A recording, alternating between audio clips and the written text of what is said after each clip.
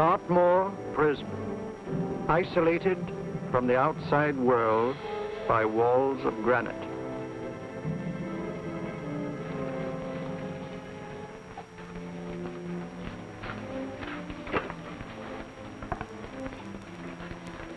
They say you could get out of here by merely telling what you know. You may or may not be another Scotland Yard bloke. But I'll give you the same answer I gave the others. I still have 2 years, 8 months, and 6 days left in which to make musical boxes. That'll be sold at auction for the benefit of this delightful sanctuary. And I intend to serve them.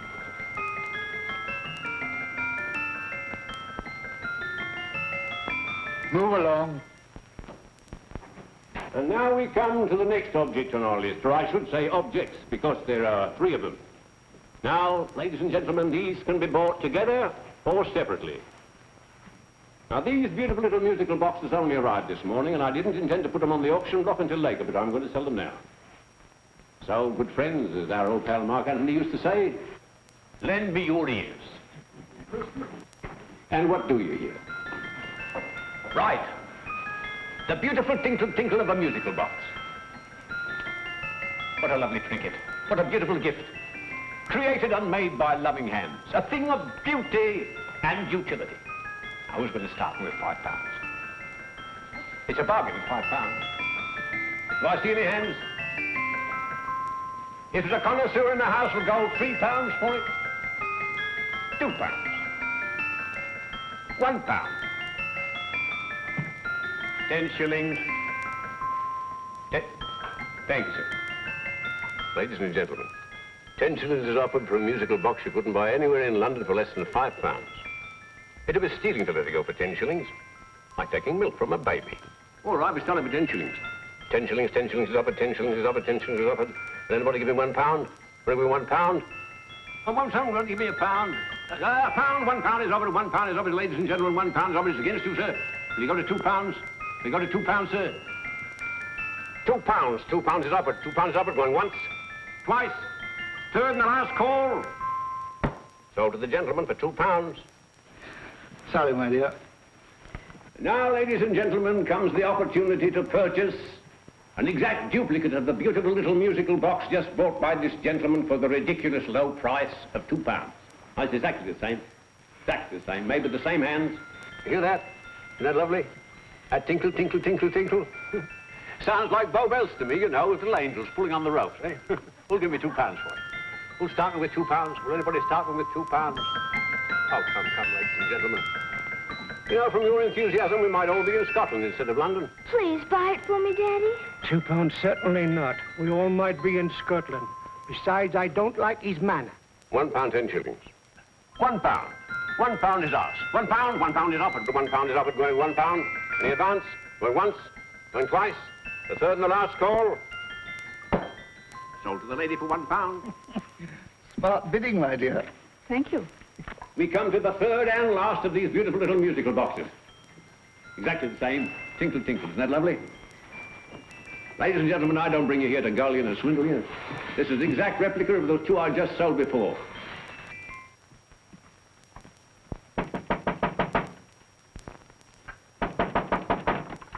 We're closed. But this is extremely important.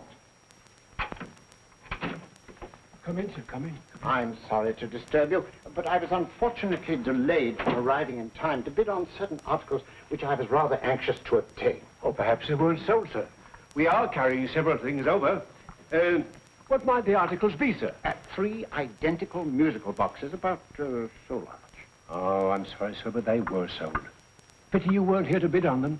They didn't bring anything like the real value. I'm most anxious to obtain them. I wonder if your records would show who the purchasers were. Oh, we don't usually give out that information, sir. For certain, shall we say, sentimental reasons, I'm most anxious to get in touch with the purchasers. I'd be willing to pay, shall we say, £5. Well, for certain sentimental reasons, sir, we'd be very happy to oblige. Alfred, today's sale. The 3 musical boxes. Musical boxes, oh. Ah, here we are. The first purchase for £2 from Mr. Julian Emery, 52 Portman Square. Write these addresses down, Alfred. Yes, sir. Second didn't leave any name. Oh, how unfortunate. I think she's a dealer. You see, they don't like us to know where the things are going. On account of the profits. You say the second purchaser was a woman. Can you give me a description of her? Oh, she was a young woman. Fairly tall, slender. Had a light complexion and dark hair, and she was wearing A grey suit, don't you remember? That's right. She probably runs a gift shop. She paid £1. You say she comes here fairly frequently? No, I didn't say so. But she does, sir. Like as not, she'll come in on Thursday. We have sales on Mondays and Thursdays. Oh. And the third box? The third, Mr. William Kilgore, 143B Hampton Way. For 10 shillings. Quite a drop from £2. Mr. Kilgore was a Scotchman. Oh. Thank you. You've been most helpful. Oh, thank you, sir. And any time you're passing, dropping, we always have lovely things for sale. How card, sir? Thank you. I'll be back Thursday.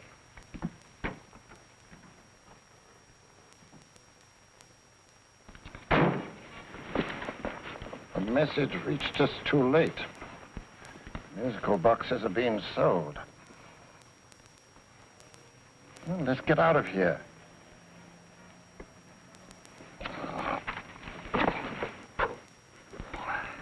Someday you'll go too far. Reaching for a star, you fool. Yet a fool may touch a star, Colonel Cavanaugh, if he but reach high enough. But not possess it as you would. The musical boxes, they're being sold. What a pity for you, my dear Colonel. Is it my fault that the message reached us only an hour ago? Is it my fault that they were sold? You can't hold me responsible for that. Hope for your sake you're right.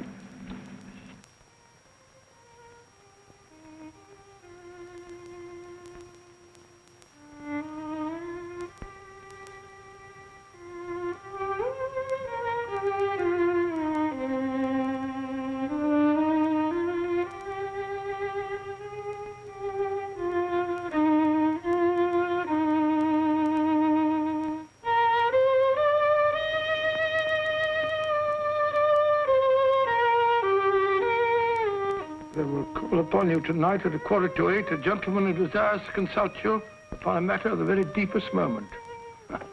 Remember that letter, Holmes? It was written over 2 years ago. An interesting case. Devilishly interesting. Irene Adler. What a striking-looking woman from the brief glance I had of her. Seems only yesterday. What charm. What poise. And what a mind. Sharp enough and brilliant enough to outwit the great Sherlock Holmes himself. I take it the new issue of the Strand magazine is out, containing another of your slightly lurid tales. Indeed. What do you call this one? I call it A Scandal in Bohemia. Not a bad title, eh? If you must record my exploits, I do wish you'd put less emphasis on the melodramatic and more on the intellectual issues involved. More on the what do you mean by that? Well, I do hope you've given the woman a soul. She had one, you know. By the woman, I suppose you mean Irene Adler. Yes. I shall always remember her as the woman.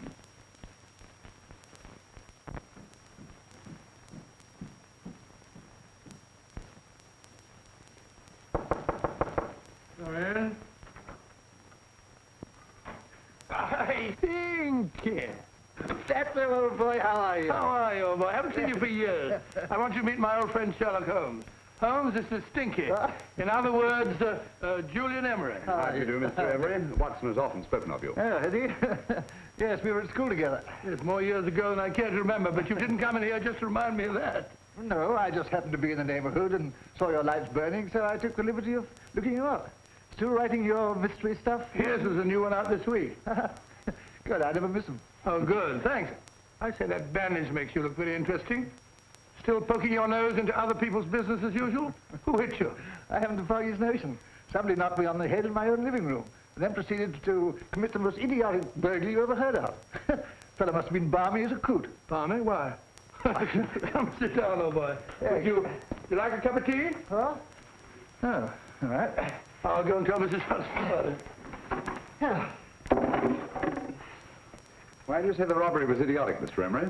Oh, simply from the fact that with about £5,000 worth of musical boxes in my living room, the thief, who I caught in the act, made off with one that isn't even worth £5. I gather you're a collector of musical boxes. Yes, I am indeed. Some of them very beautiful, but not the one that was stolen. The thief evidently grabbed the first thing that came to his hand when he heard me coming into the room. Still, it's rather odd, isn't it, that having disposed of you, he didn't pick up something more valuable. Mm-hmm. Was there anything unusual about the stolen box? No, nothing at all. No, I picked it up in the south of France, several years ago. You say you have many valuable music boxes, and yet the thief made off with one that isn't worth £5. Sounds like rather an intriguing little problem.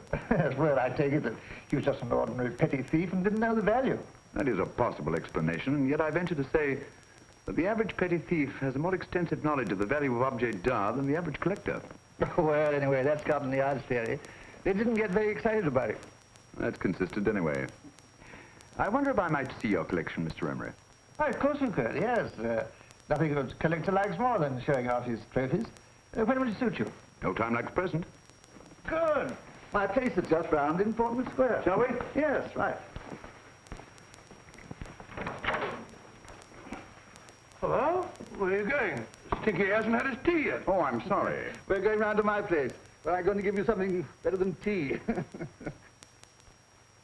Now, this one was made for Louis XV, and is one of the very few still in existence from that period, and a particularly fine specimen at that. Charming, isn't it? Quite. They all sound to me like a lot of mice running about on a tin roof. I'm afraid you have no ear for music, Watson. Give me a good old band playing a rousing march. You have all your silly little tweets.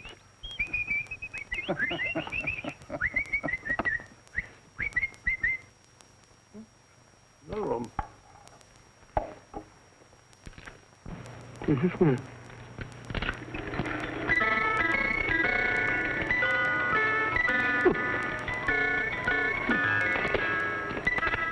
Stupid thing.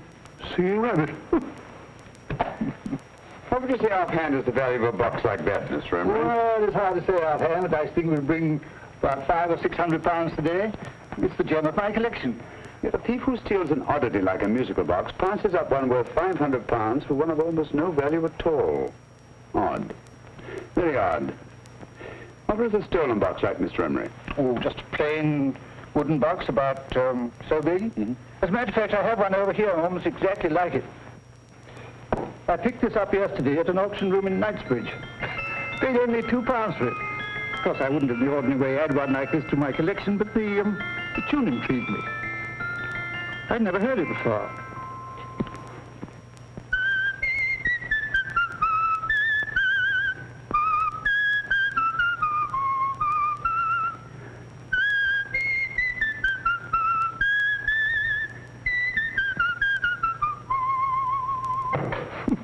You have a remarkable ear for music, Holmes. Rather an unusual melody. Sit down, Will. Thanks.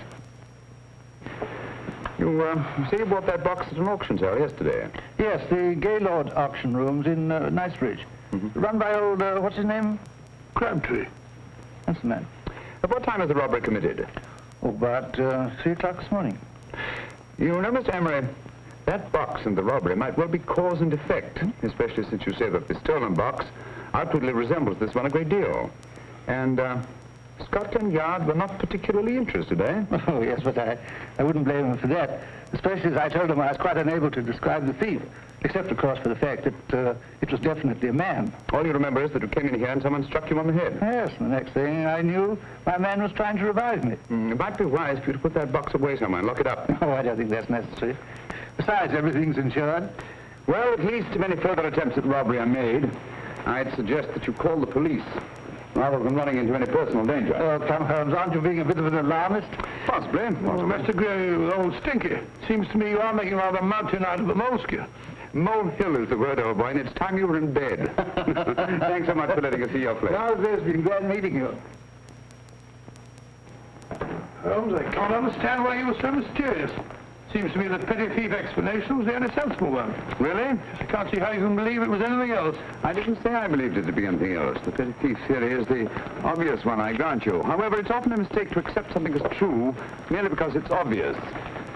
The truth is only arrived at by the painstaking process of eliminating the untrue. We are not able to do that in this case without further data. Rubbish, you're pulling my leg. You're trying to turn a tuppenny halfpenny robbery into an international plot. No, I'm not. I just hope that your friend Stinky is a little more cautious in the future, just in case.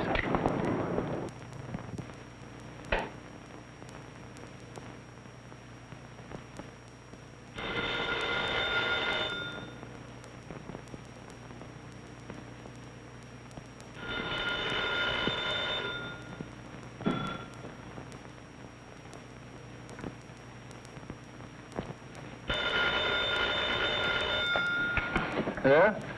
Yeah? Julian Emmerich here. Who? Why, of course I remember you, Mrs. Courtney. Yes. Yes, you're the one bright spot at that appallingly dull affair of Lady Sansa's. Huh? Of course it isn't too late to come around. Yes, I shall be delighted to give you a drink. I tell you what, come straight up and I'll leave the door unlatched. Right, well, 15 minutes? Good. I shall be counting each moment. No, I mean that, really. Right, goodbye.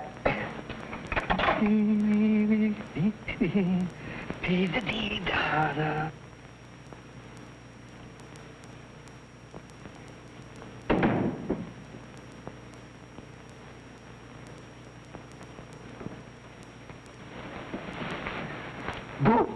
Oh, you startled me. Did I? Yes. Must be the pixie in me.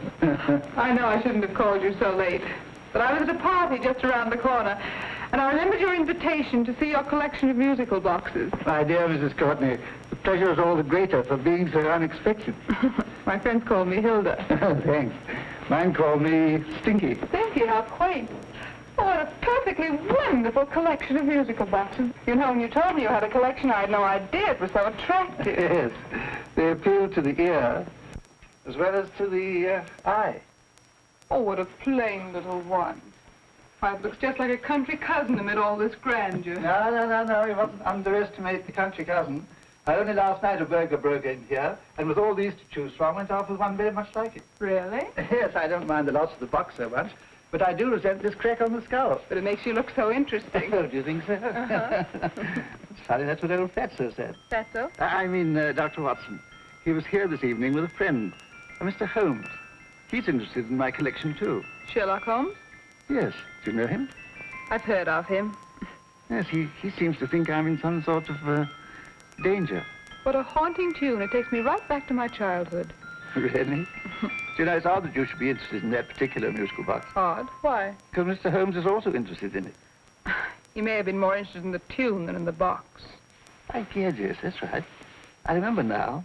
He whistled it note for note, having heard it only once. Really? He must be a remarkable man.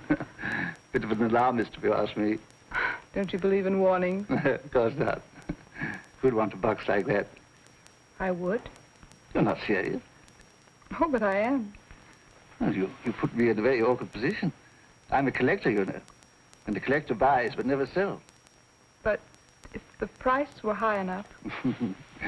Price has nothing to do with it. It's the principle of the thing. Yes, well, we haven't had our drink. No, thanks. I must be getting along. Must you really? I'm afraid so. You're not walking out on me, are you? My reputation. Stinky. I say, you know, you are an attractive woman. Thanks.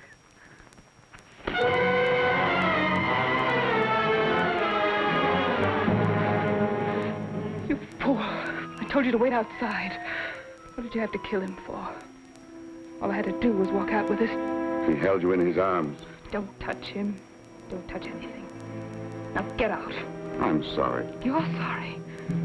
What about me? This is murder. What about Scotland Yard? What about Sherlock Holmes? Now get out!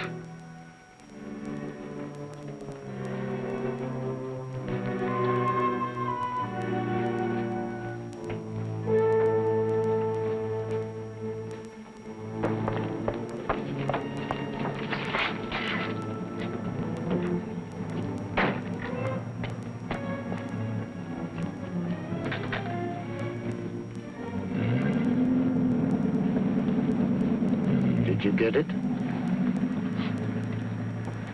Good. Did you have any trouble with him? Just a matter of murder. Mr. Holmes. Hopkins? Thanks for coming so promptly. Inspector Lestrade suggested that I call through to you. Mr. Emery was the client of Mr. Holmes, Inspector. Indeed. You didn't mention that when I telephoned you, Mr. Holmes. Well, not exactly a client, Inspector. Sergeant Thompson? He was killed between the hours of 11 and 2 o'clock this morning, Mr. Holmes. Must have been someone he knew, someone of whom he had no suspicion. Poor old Stinky. It's all my fault. I should have prevented this. Well, it's no time to start talking about that now, Doctor. Apparently it's gone. That's the second attempt on the musical box that Emery bought at the auction sale. And this time it was successful.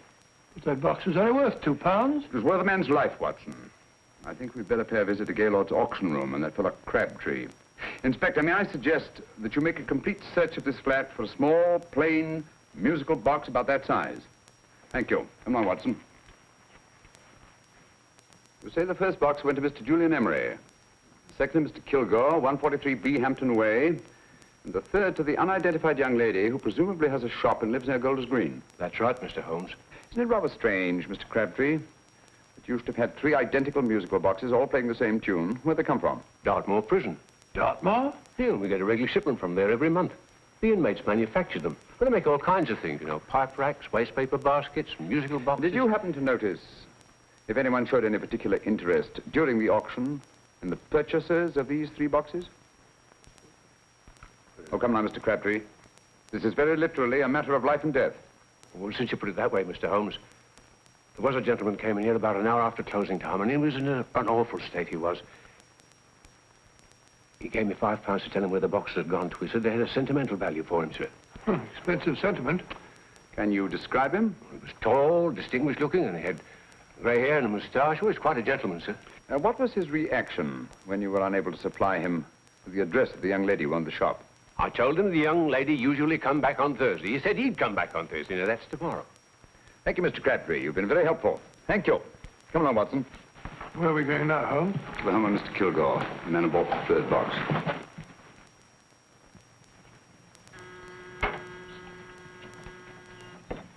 But hang it all, Holmes, how do you know those other 2 musical boxes are of any importance? I don't, but I certainly have no intention of waiting until the owners are murdered to find out. No one at home. I hope that's the explanation. I'll have a look through this window.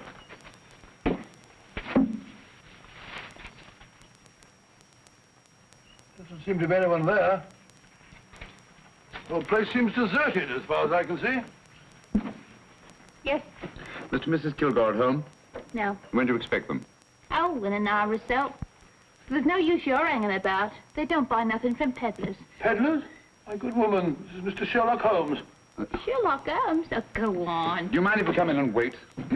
My business is rather urgent. Well, I've got to go out and do my shopping. And I don't know if Mrs. Kilgore would like any strangers nosing about. Quite all right, I assure you.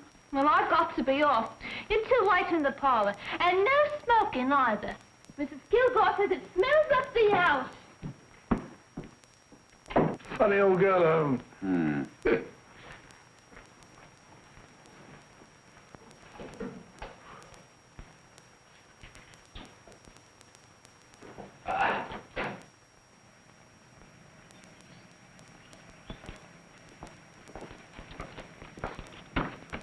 Park Lane. Park Lane? And what would the likes of you be doing in Park Lane? Now, don't worry about the fare, Ducky. If you know how to get to Park Lane, up it.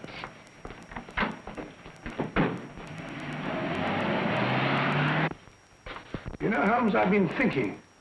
There must have been something hidden in that box of old Stinky's. Stolen jewelry, possibly. What's up, Holmes? Listen. What's just the steam in the water pipes?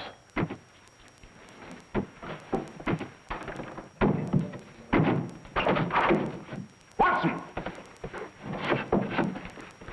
Great Scott! Come on, Holmes. Get on the chair here. It's all right, my dear. There. Now, don't worry. It's all over. There you are, dear. Don't cry anymore. She tied me up and shut me in the cupboard. I know. She won't come back. Did you show her your new musical box? Yes, she said she wanted to hear it play, and as soon as I showed it to her, she grabbed hold of me. I know. Now, don't worry. We'll buy you a new musical box. Yes, my dear, the best one in London. Watson. Oh, what a fool I've been. What do you mean, Holmes? She took the musical box out of this house and that market basket, right under our very noses. Why could the Kilgore charwoman want to take the music box? She isn't a Kilgore charwoman. She's a consummate actress. An extremely clever, unscrupulous woman who will stop at nothing. Take care of the child, will you, Wolfella, till our parents get back. Explain everything to them. Of course I will. But, Holmes, where are you going? Somewhere, somehow. I must get to the young lady who bought that third musical box before our opponents find out. I only hope that I won't be too late. Oh, no. No, darling, you mustn't cry anymore. Now, cheer up. Would you like to hear old Uncle make a noise like a duck?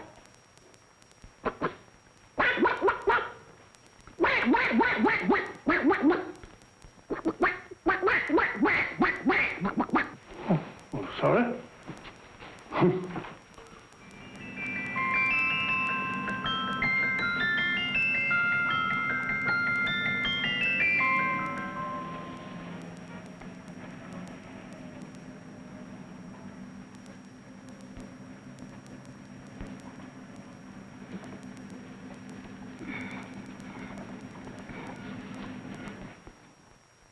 Now, ladies and gentlemen, how much am I offered for this beautiful lace Dresden china figurine? A lady of the French court. Now, this is the genuine article. What a beautiful ornament for your mantelpiece. Or you could use it as a centerpiece on the dining room table. Now, will somebody start me for £10? Will somebody start me for £10? £8? £7? All right, £5 is offered, £5 is offered, £5 is offered, £5.10, £5.15, £5.15. £6 is offered, £6, going once, going twice, the third and the last call. Have you all done? Sold to the lady from Twickenham for £6. Next, we have a real museum piece, ladies and gentlemen. A fine 19th century doll. A costume and exact replica of the holiday clothes worn by the Hungarian peasant women. Now, ladies and gentlemen, an article like this would cost you from £15 to £20 in a West End shop. I'm not going to ask for anything like that. Who'll give me £2 for it? £2. Anybody offer me £2? £2 for the Hungarian? £2? £1. What? Does anybody give me £1? Anybody offer me £1 for the doll? £1 is offered, ladies and gentlemen. £1 is offered. Now, I'm not going to waste your valuable time or mine in trying to get one half of what this beautiful doll is worth. If the young lady can steal it for £1, that's her good fortune. So it's going once, it's going twice, the third and last call. Any more? Sold to the young lady for £1. And now, ladies and gentlemen, may I draw your attention to something which may be a great surprise to you, worthy of any collection.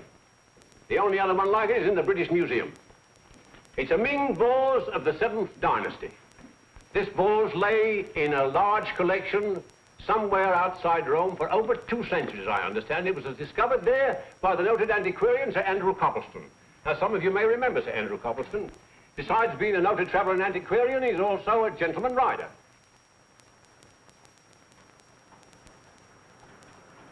The girl with the parcel in her hands, that's her. Are you sure that's the girl? Well, she fits perfectly the auctioneer's description. Follow her, Hamid.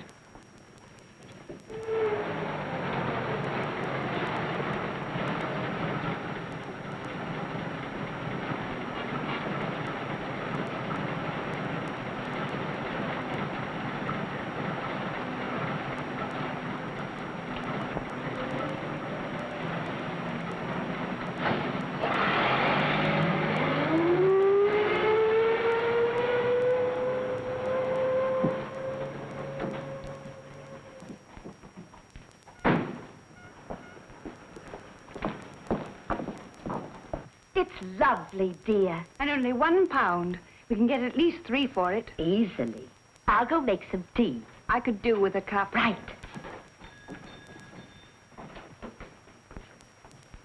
Good afternoon. Good afternoon. I'm looking for a birthday gift for a 7-year-old girl. What would you suggest? We have some lovely dolls. Now, this Hungarian I think she has enough dolls already. Books are always welcome. Well, I'm looking for something a little different. Well, that's rather cute. What is it? Well, that's a musical box. Children always love them. And this is an exceptionally nice one. It plays many tunes.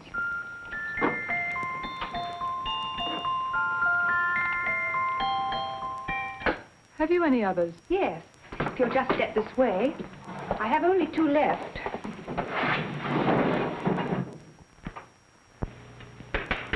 Oh, nice.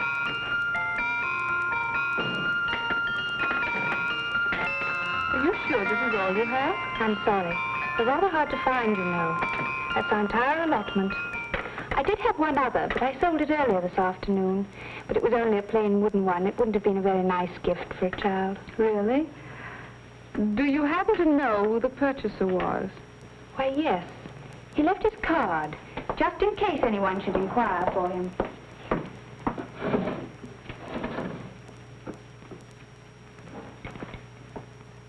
How interesting.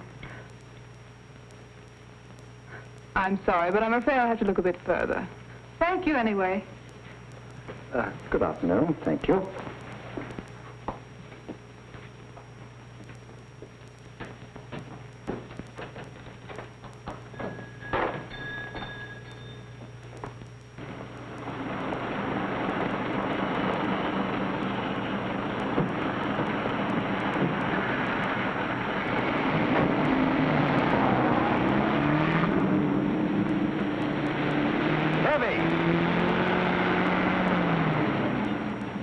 Follow that cab. Here, now, what? Scotland Yard. Hop in.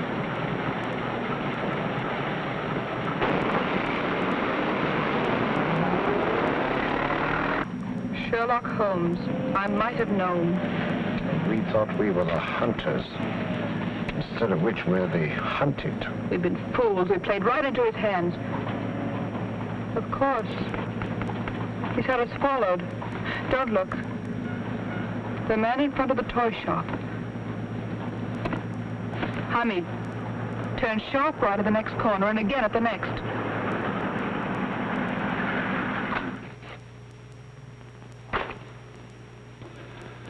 No photograph of her, Commissioner, as I expected. She's not a known criminal. But how do you expect to know if you do find her? After all, she was disguised as a charwoman. Don't worry, old fellow. If I ever see her again, I'll recognize her. Well, it won't be long till we know who they are and from where they operate. Who's covering them? Sergeant Thompson's following them, sir. They won't get away from him. He's a good man. We could have arrested them at Clifford's toy shop if we had any proof. But we know that they killed Emery. Proof, my dear fellow. We must have proof. We've x-rayed it, sir. There's nothing whatever concealed in the box. We'll have a look at the plates.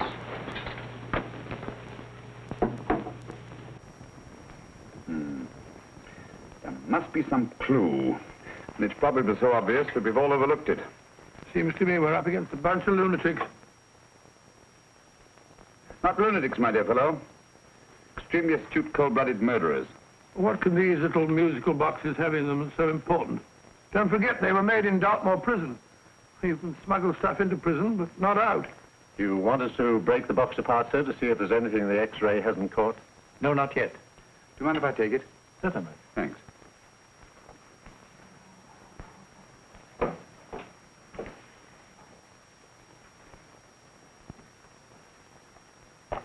The governor of Dartmoor Prison informed us, sir, in answer to Mr. Holmes' question, that all 3 musical boxes were made by the same convict, John Davidson, serving a 7-year term, sir. Davidson? The Bank of England plate. That'll be all. Yes, sir. Now we're getting somewhere. Wait a minute. How did you know about the plates, Mr. Holmes? I'm a student of crime, Inspector. I make it my business to know about such things. And when the name of Davidson was mentioned... Well, who is this fellow Davidson? As long as Mr. Holmes seems to know all about it already, I suppose there's no harm in telling you. 2 years ago in London, there occurred a robbery of such tremendous importance, although the stolen articles themselves have no intrinsic value whatsoever, that the Home Secretary was instrumental in seeing that not a word of it appeared in any newspaper. But you never told me anything about this, Holmes. You were away at the time. Articles of no intrinsic value and yet of such importance? I don't understand. Davidson was apprehended within 15 minutes of committing the theft. But by that time, He'd hidden the articles in question, and they've yet to be found. Before going further, Dr. Watson, I must inform you that this matter's not to be mentioned outside of this room. Of course not. Do I look like a man who'd gossip? Let's not go into that now, old fellow, shall we? Davidson had been employed for years in a position of extreme trust by the engravings department of the Bank of England. The articles he stole were nothing less than a complete duplicate set of plates for printing £5 notes. What? The Bank of England's own plates? Precisely. And with those plates, a gang of crooks could flood England with £5 notes, not forged in the usual sense of the word, but notes undetectable from genuine Bank of England notes in any way whatsoever. Good heavens. Any whisper at all might have resulted in enormous damage in shaking public confidence in the Treasury. We tried everything after we arrested Davidson. Offered him a shorter sentence if he'd tell us where he'd hidden the plates. Why, we even put in Scotland Yard men with him as cellmates, but no result. Obviously, Davidson is a man of strong character and infinite patience. Yet suddenly he feels impelled to smuggle out the secret of the hiding place of the plates to his confederates. Why? I don't understand, Mr. Holmes. Well, for example, has the Bank of England made any plans to radically change the design of the £5 note so that in, say, 7 years from now, notes made from the stolen plates would be worthless? Confidentially, Mr. Holmes, such a move was discussed. But replacing all the £5 notes in circulation would be such a Herculean task that nothing's been done about it as yet. I see. Of course, there is another possible explanation. Davidson didn't have much time to find a hiding place before he was captured. He may be afraid that the plates will be accidentally discovered before he's released. Hence his anxiety to communicate their whereabouts to his confederates as soon as possible. I believe you've hit it, Mr. Holmes. I'm sure that the message is contained in this musical box. Or rather, in all 3 musical boxes, since possession of all 3 seems to be essential. Our opponents have 2/3 of the puzzle, we have 1/3. Well, what are you going to do, Holmes?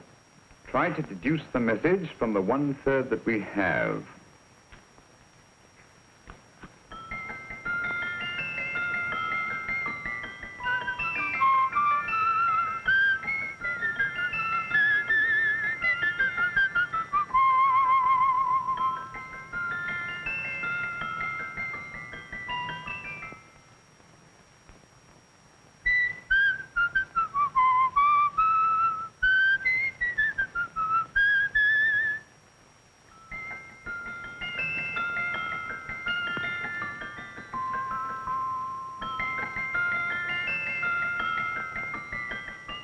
It's the same tune as the one played by Emery's musical box. And yet it's different. Sounds the same to me. The tune.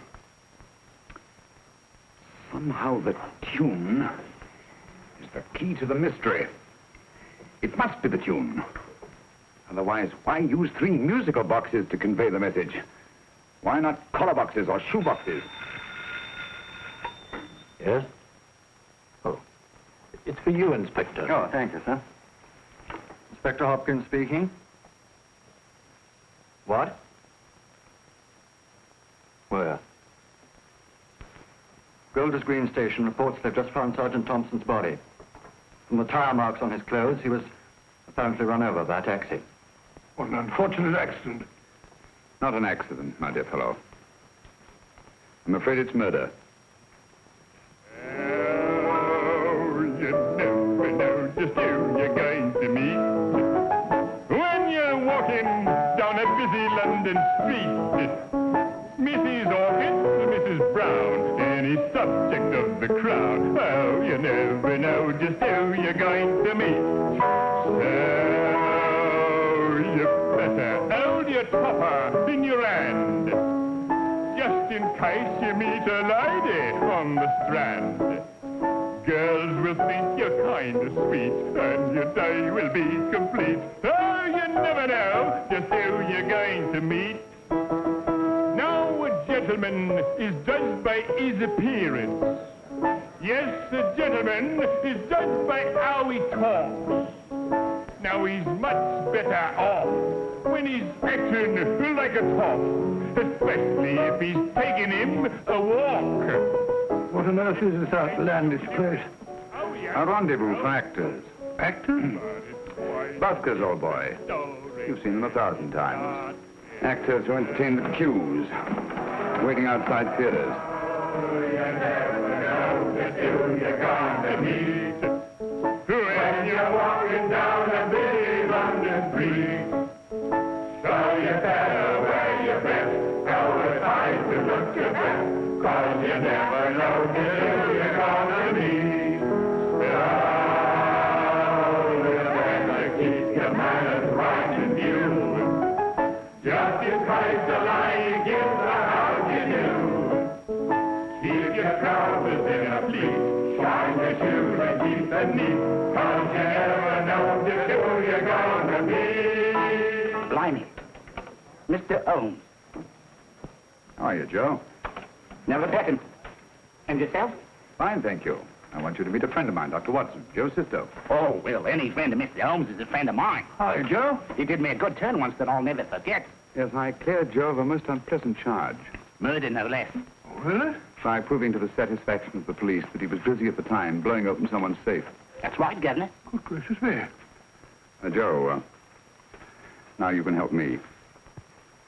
Come on, buzz off, buzz off. Come on, off it, off it. Can't a gentleman have some peace and quiet around here? And you too. There you are, Mr. Holmes.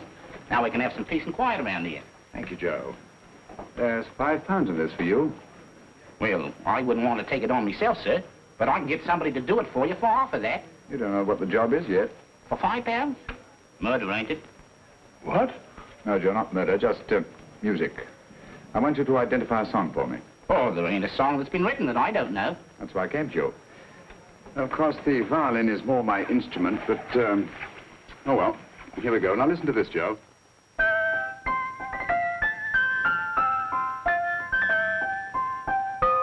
Wait a minute. You're playing that wrong. That should be E natural, not E flat. You know the song? Oh, yes. It's an old Australian song called, The Swag Man. But you're playing it all wrong. That's what I hoped you'd say. Now listen again, Joe.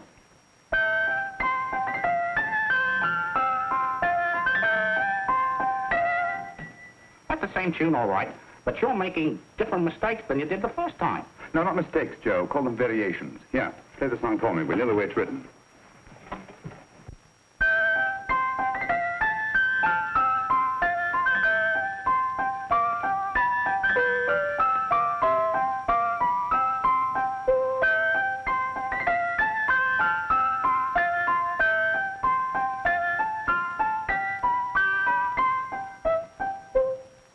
There you are. Thank you, Joe. What's it mean, Holmes? You onto something? Perhaps. I don't know yet. It's probably a code of some sort. Joe? Could you write the song down for me?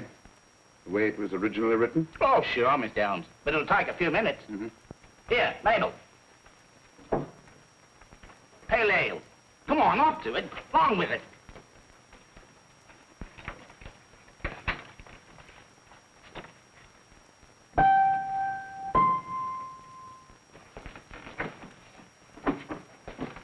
Well, obviously it isn't the lyrics. No combination of those words made any sense at all. The variations in the way Emery's musical box played the tune are different from the variations in the one we have. You sure? Quite. You see, I took the trouble to memorize the tune as played by Emery's box that night we were with him in his flat. Holmes, you amaze me. Elementary, my dear fellow. One of the first principles in solving crime is never to disregard anything, no matter how trivial. Why are there 3 boxes? Why not 1? Because the message was obviously too long to be conveyed by any one variation. Then there's the 3rd box, the one that woman took from the Kilgores. That contains yet another set of variations. Yes, well, it's all beyond me. Well, all we have to do now is to find the secret of the variations. Not a very easy problem to solve, my dear fellow.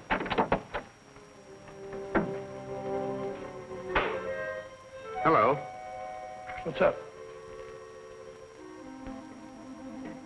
We've had company.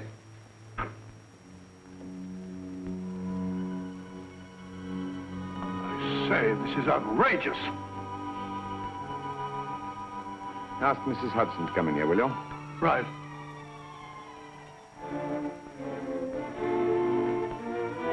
Mrs. Hudson? Yes? Oh, there you are. Will you come up here at once, please? Oh, coming, sir.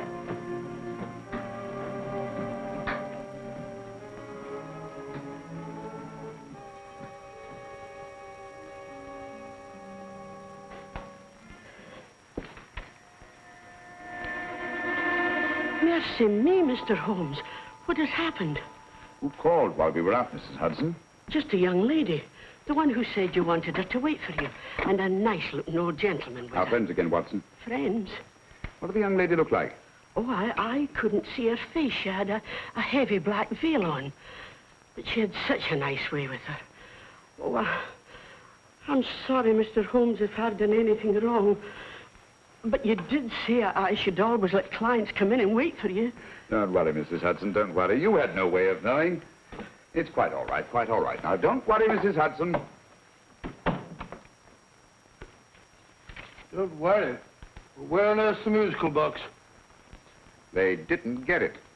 Didn't get it? Where is it? It's in your hand. Huh? In that biscuit jar. Pick the biscuits off the top.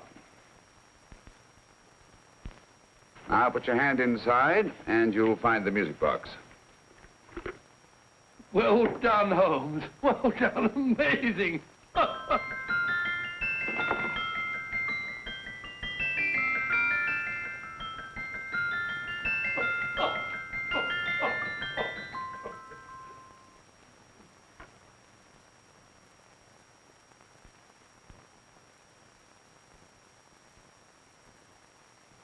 Whew. Nice fresh smell. Like a pub after closing time.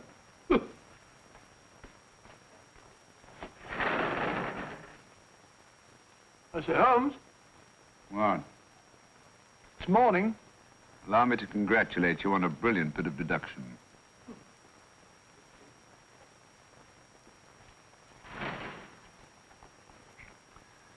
It's not a transposition, not a polygraph transposition, not a trigraph, nor any known form of decoding. How about the Morse code? Have you tried that? Yes, at about 3 o'clock this morning. I'm sorry, old man. I was only trying to help.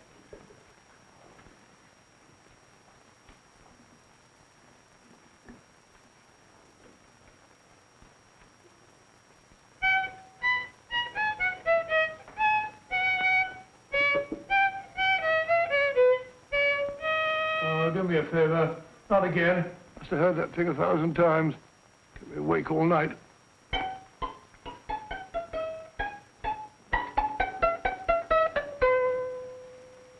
Not a very distinguished composition, I grant you. You know perfectly well I don't know one tune from the other. When I was a kid, my people tried to have me taught the piano. I've always felt sorry for that old teacher of mine. The poor old girl finally reached the point of numbering the keys for me. 1, 2, 3, 4. Even then, I never progressed beyond...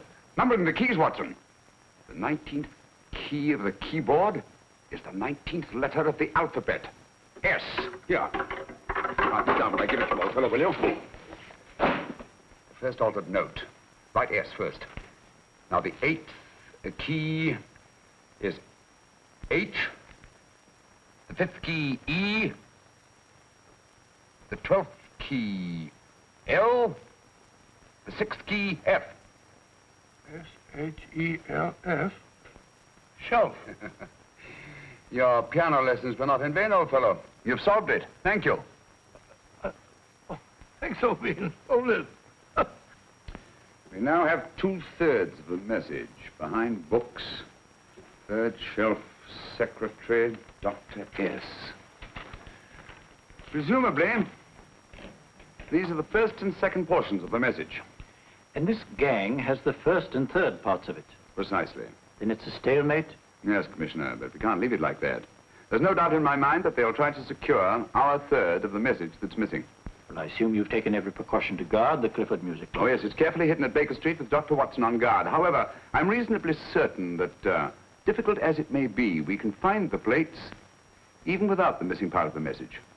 Behind books, third shelf, secretary, Dr. S. Well, outside of the fact that Davidson hid the Bank of England plate somewhere in London, Mr. Holmes, I don't see that we've progressed at all. Allow me to point out to you, sir, the key words, Dr. S.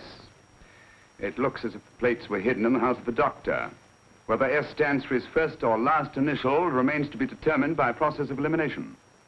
Well, there must be 10,000 doctors in London with S for a first or last initial. Precisely. And every one of them will have to be questioned in person. That's why I say this is a task for Scotland Yard. It's a task, all right. But Scotland Yard has searched worse haystacks and found the needle.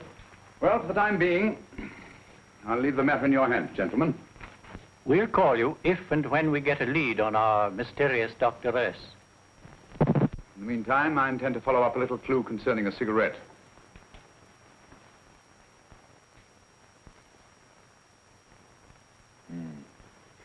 You're certain of the identification of the tobacco? Absolutely. I have made up this special blend for only 3 customers.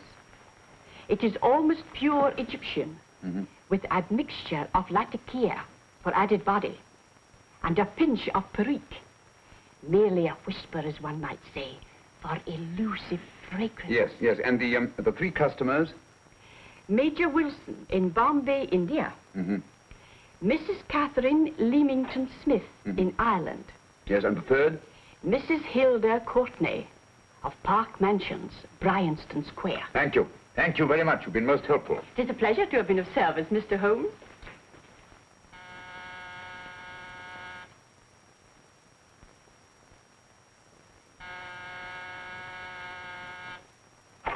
Yes? Mrs. Courtney? Yes. My name is Sherlock Holmes. Oh, do come in. Thank you. I've heard of you, of course, Mr. Holmes. I believe we have a mutual friend in Sir Edward Brookdale. He's spoken to me of you quite often. Indeed. And to what good fortune am I indebted for this visit? I think you know Mrs. Courtney. Well, I did get a summons for speeding last week. But outside of that, I don't think I'm of any interest to the police. Oh, come now, Mrs. Courtney. You seem to forget that you and I have met before. I'm sorry. I'm sure I would have remembered meeting the great Sherlock Holmes. Please sit down. Thank you. You say we met before. Yes. At the home of Mr. and Mrs. Kilgore, 143B Hampton Road. Kilgore? I don't think I know anyone of that name. Well, I didn't say you knew them. As a matter of fact, you called on them when they were out. I don't understand, Mr. Holmes. Really? And you were dressed rather differently. Indeed. Cigarette? Thank you.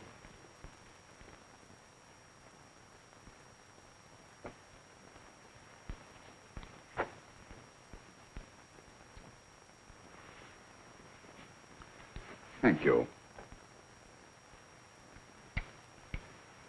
You know, Mrs. Courtney, people generally forget, in assuming a disguise, that the shape of the ear is an almost infallible means of recognition and identification to the trained eye. Evidently, you've mistaken me for someone else. Oh, no, not at all. Though naturally, I expected your denial. But when you paid your visit to my rooms at Baker Street, you carelessly left behind another identification.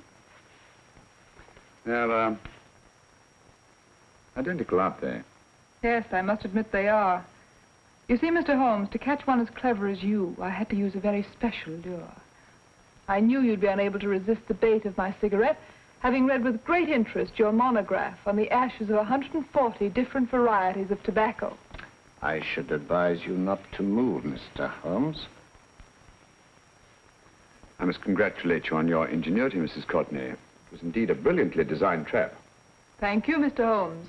Praise from a master is indeed gratifying. I shall always cherish the memory of your flattering words. Memory? Precisely. I'm afraid these gentlemen have a most regrettable task to perform. Unless, of course, you care to turn over the missing musical box with your pledge to take no action against us in the future. I'm afraid that will be impossible. I thought that would be your answer. Hamid! Careful! Careful. There's no need to be unnecessarily rough with our distinguished guests. You realize, Mr. Holmes, that your demise will not take place here. The corpus delicti, you know. Well, naturally. Shall we go? It's so fearfully awkward having a dead body lying about. Don't you agree, Mr. Holmes? Another dead body shouldn't weigh too heavily on your conscience, Mrs. Courtney.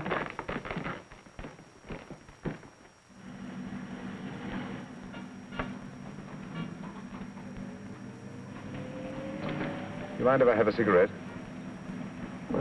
Don't see why not.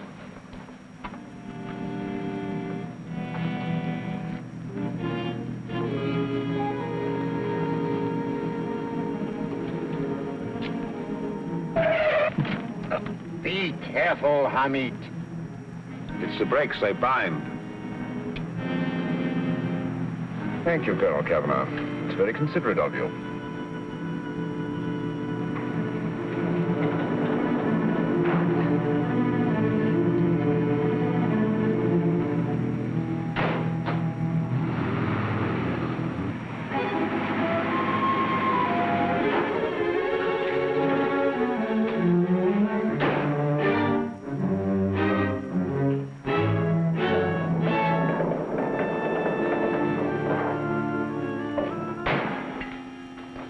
You'll be happy to know, Mr. Holmes, that your death will be a painless one.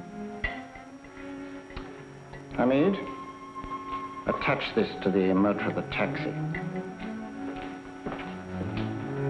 That little attachment, my dear Mr. Holmes, contains the deadly fluid known as monosulfide. The Germans use it with gratifying results in removing their undesirables.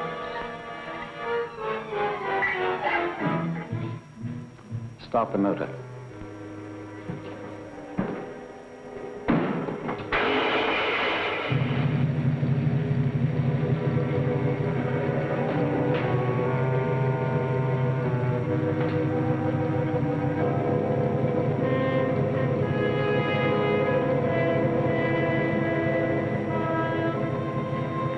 Tape his mouth.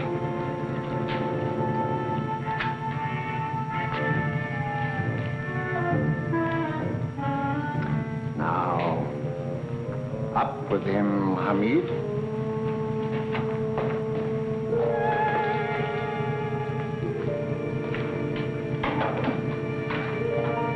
You find yourself like Muhammad's coffin, Mr. Holmes, suspended between heaven and earth.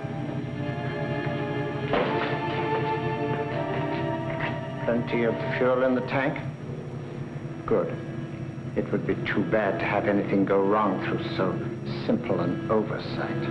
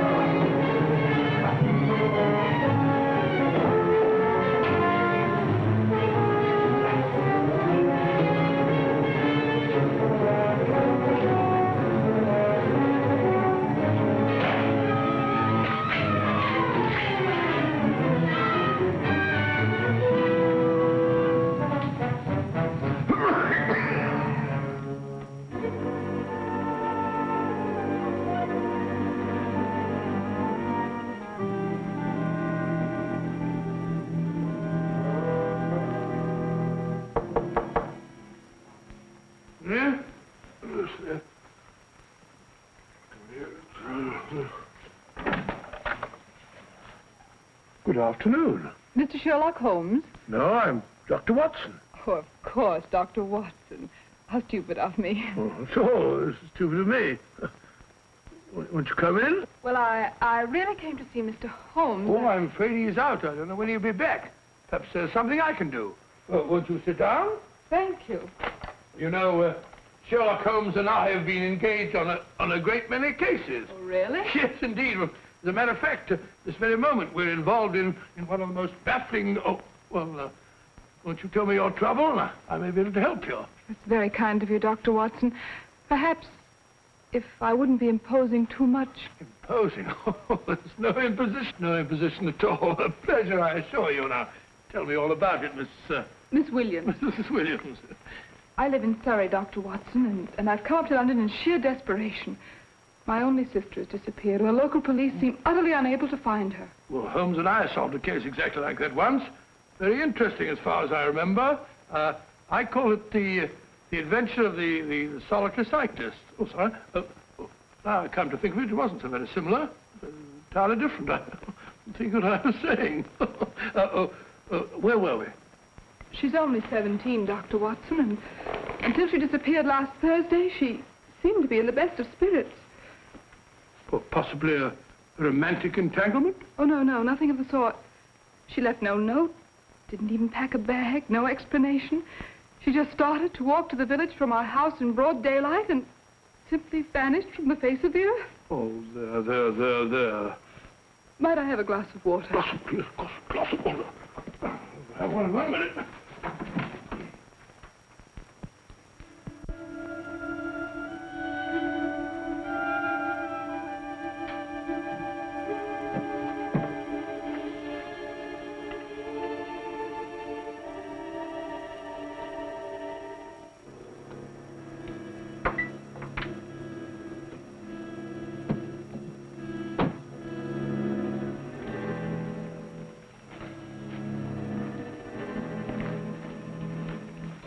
There you are, my dear. Thank you, Dr. Watson. No, you're not to cry anymore. You must pull yourself together. Oh, I feel much better already knowing that you're going to help me. Oh, Dr. Watson, look! Good heavens!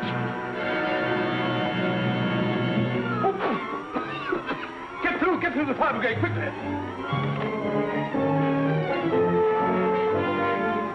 Haven't you a fire extinguisher? By Jove, we have in the kitchen.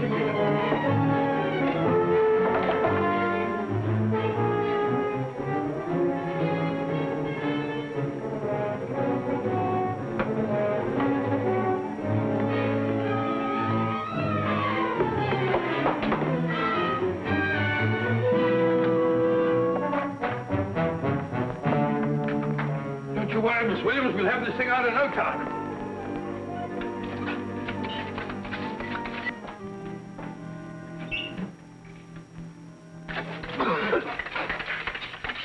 That's got it.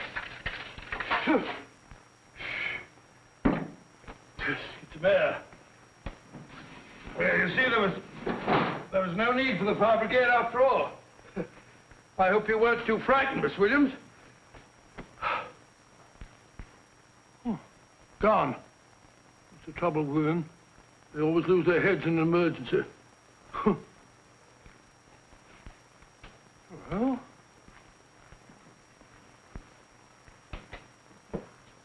a musical box. Great Scott! Miss Williams!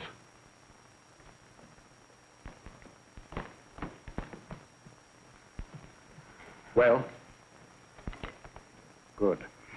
And Holmes? By now, Mr. Holmes has no doubt exchanged his violin for a harp. Always assuming that heaven is his destination. And now that we have the missing musical box...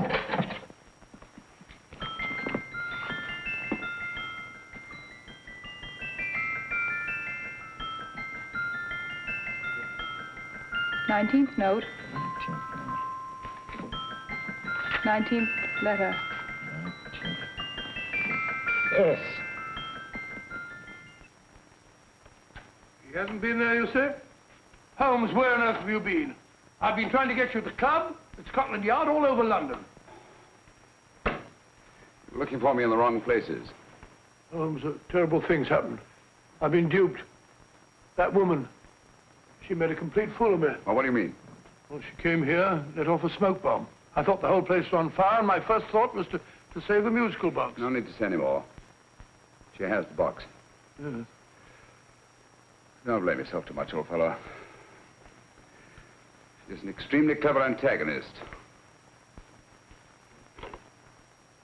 Smoke bomb, you said?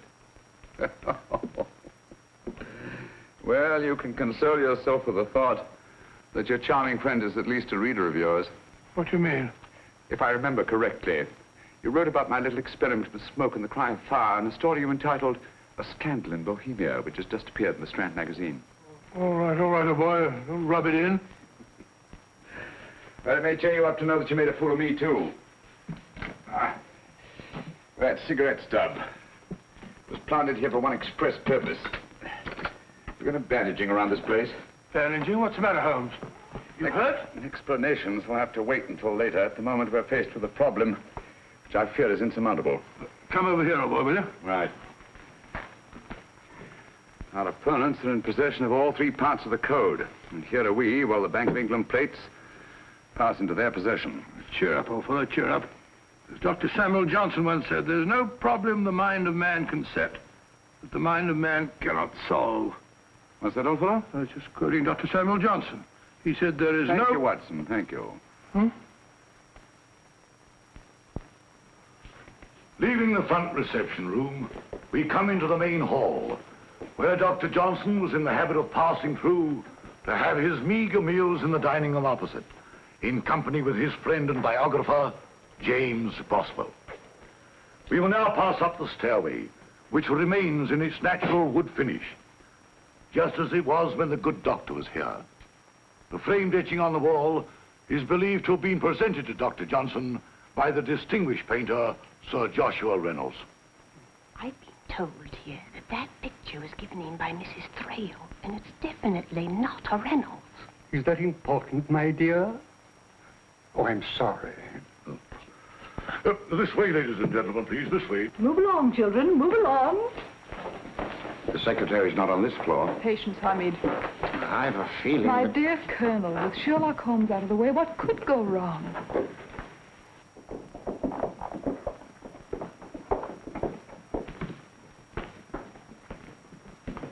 And here we have the Garrett Library, in which Dr. Johnson wrote his famous dictionary, and in which you will see also many of the great man's books and other items of interest.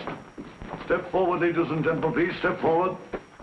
Standing in the corner is the secretary, which contains many of the original works by the literary genius. On this table, Dr. Johnson's cat, Hodge, used to sleep while his master worked. A strange thing about this cat, ladies and gentlemen, was its love of oysters. They do say that the dear doctor often went hungry to find the cat that delicacy. What a pity. Now we will visit the grey room, which is immediately below us, in which you will see the very bed in which Dr. Johnson died. What did he die of? Gout. Just gout. This way, ladies and gentlemen. Mind the steps, please.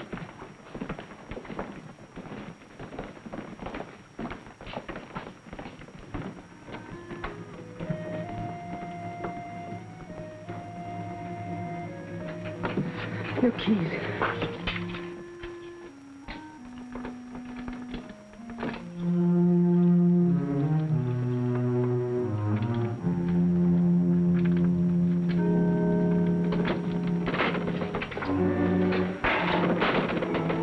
Third shelf up.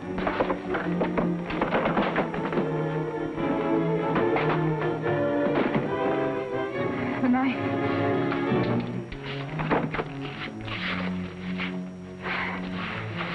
Gentlemen, the Bank of England plates.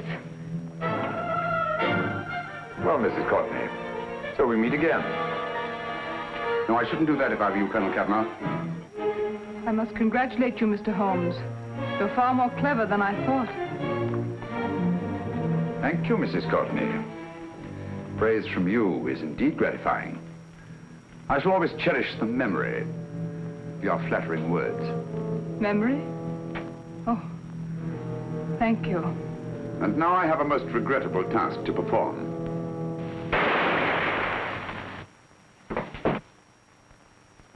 Holmes!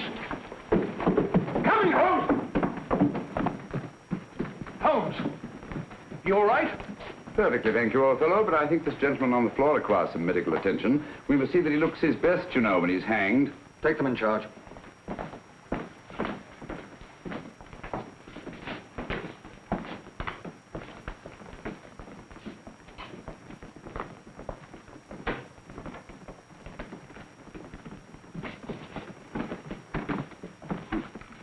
A brilliant antagonist.